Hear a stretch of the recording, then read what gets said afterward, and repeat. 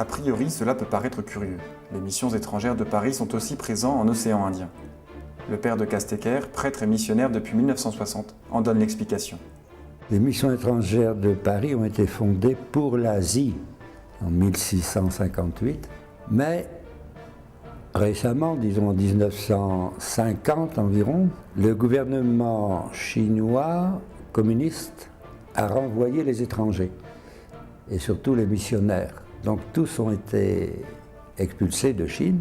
Et alors ici à Madagascar, les évêques ont dit, bien, envoyez-nous quelques-uns de ces missionnaires qui parlent la langue chinoise, parce qu'ici à Madagascar, nous avons un certain nombre de Chinois dispersés dans l'île.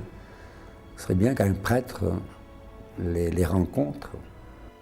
C'est comme ça qu'en 1953, un groupe de missionnaires expulsés de Chine débarque à Madagascar.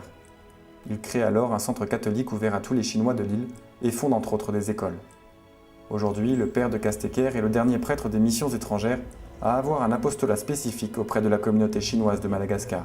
Ma mission ici, oui, c'est de m'occuper des Chinois, d'accompagner cette communauté, de l'animer comme je peux avec l'aide d'un certain nombre de responsables et donc célébrer bien sûr l'Eucharistie le dimanche qui est le moment fort de la vie de ce groupe.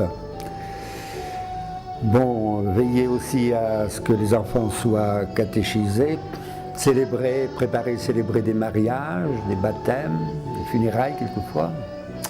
Voilà.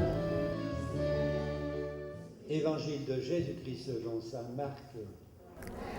Nous souhaitons cependant que ce groupe ait davantage de contact avec la paroisse et le diocèse, soit davantage inséré. Et il est très possible qu'à l'avenir, eh bien, tous ces Chinois soient invités à rejoindre en effet les communautés locales. Petit à petit, les catholiques chinois de l'île rejoindront donc les communautés paroissiales. Quant au Père Nep, les évêques de Madagascar leur ont confié entre-temps une autre mission. L'Église de Madagascar a demandé aux missions étrangères de participer à la pastorale diocésaine, dans certains diocèses. Là, il s'agit d'un travail au milieu des Malgaches, en langue malgache.